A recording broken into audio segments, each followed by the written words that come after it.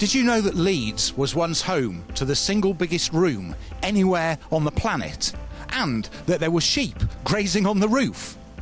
I'm in the Holbeck area of Leeds, where one of the city's truly amazing sights can be found.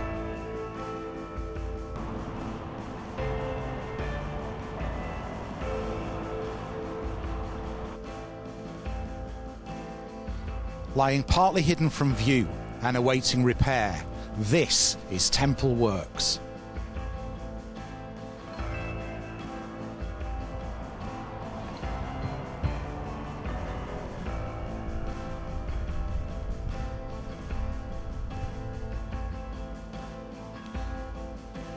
This Grade 1 listed building has been in the news again because British luxury brand Burberry may be relocating to this site in 2019.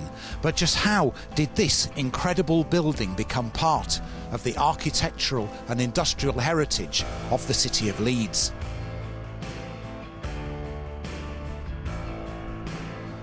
Temple Works was built in the middle of the 19th century by John Marshall, a pioneer in the spinning of flax, a fibrous plant which is made into linen. Now, legend has it that Marshall heard two gentlemen from Darlington had patented a new method of spinning the hard-to-handle product. Not one to mess about, Marshall went to see them, bought the rights to the machine and began his own production right here in Leeds.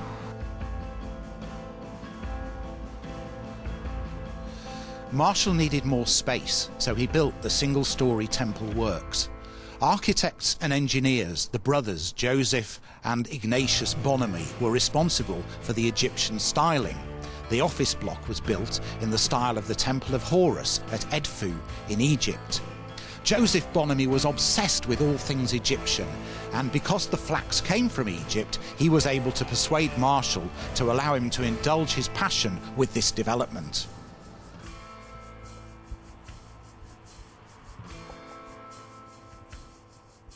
As you can see, the mill building is in a state of disrepair, with scaffolding, broken windows and partially covered in dust sheets. This building was modelled on another Egyptian temple called the Typhonium, and when it was opened in 1840, it was said to be the single biggest room anywhere in the world. Hi. Hi. Very nice to meet you too. Well, I love it. Let's have a look.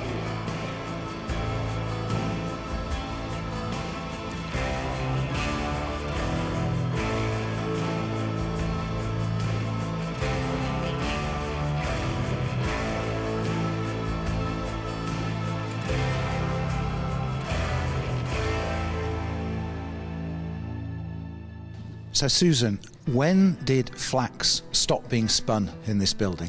Well, it's a little hard to tell, but during the American Civil War, there was no longer any particular requirement for flax. Cotton was being produced, so cotton took over flax, and also there was a naval blockade. So we reckon it was probably the late 1860s. And what happened to the building after that? Well, this is a real textile area. So other textile companies took over, did a lot of very mundane things. But the most interesting thing is that Kay's catalogue, Britain's favourite catalogue, came here in 1953 and was here for 50 years. And it was, when it was here, it was South Leeds' biggest single employer. Okay, so they left, and what happens here now? Well, I'm the director of the cultural project we run here, which involves people from teens to 80s. It's not community arts, it's very alternative. And we use every single space we can in the building while we've been getting ready for the very big project to happen here in the main space. So it's been a cultural venue for a long time. We're moving out for a while. Who knows what will happen in the future with Burberry. Okay, so Burberry are going to take over the space. What are your hopes for the future? We don't know if Burberry is taking over the historic spaces. They're certainly taking over the land around here for their manufacturing capacity. Our hopes in here, which I think will be echoed by Burberry, are to have this as a cultural brand. But as you can see and hear, standing in here, only certain things can work in here. It can't do music, it can't do anything to do with sound. It's got to be about immersive experience and a brand extension. So I'm hoping that we can interest Burberry in what we can do with them in the future.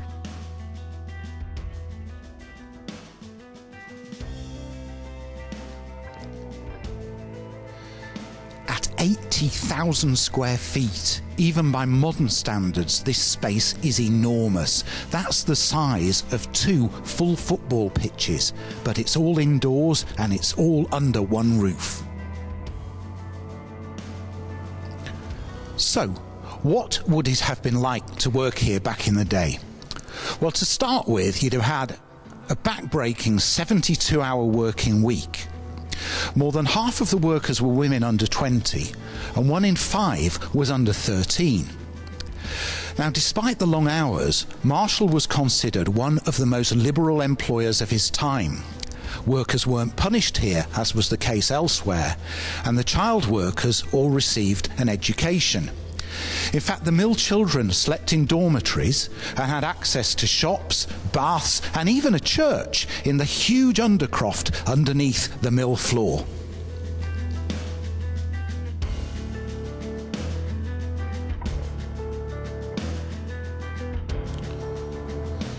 The space is lit by 67 glass skylights, and they sit on cast iron columns up on the roof.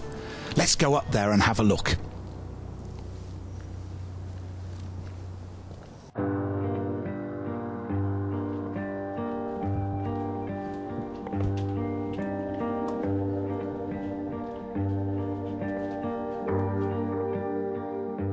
Up here on the roof, you can see these magnificent glass skylights, which are reminiscent of the grand shopping arcades of the 19th century.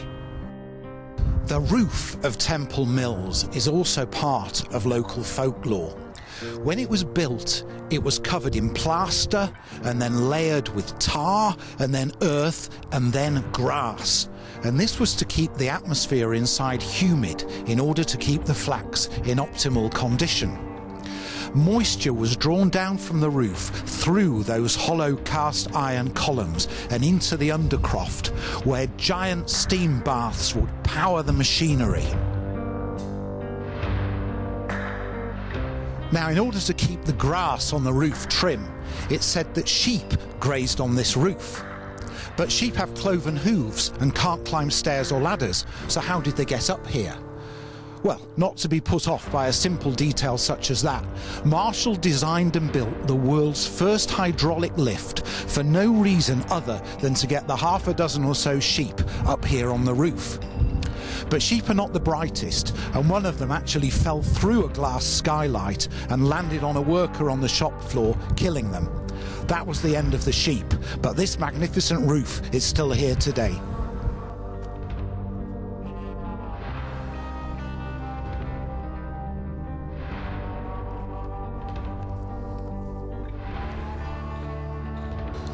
Temple Works is one of the most unusual and little-known buildings in Leeds. It's been in a poor state of repair for many years now, but it has had planning permission as a cultural venue since 2009. We must all hope that the proposed investment gives this site a sense of purpose and direction worthy of its heritage, something that John Marshall himself would have been proud of. This is Jonathan Straight for Made in Leeds.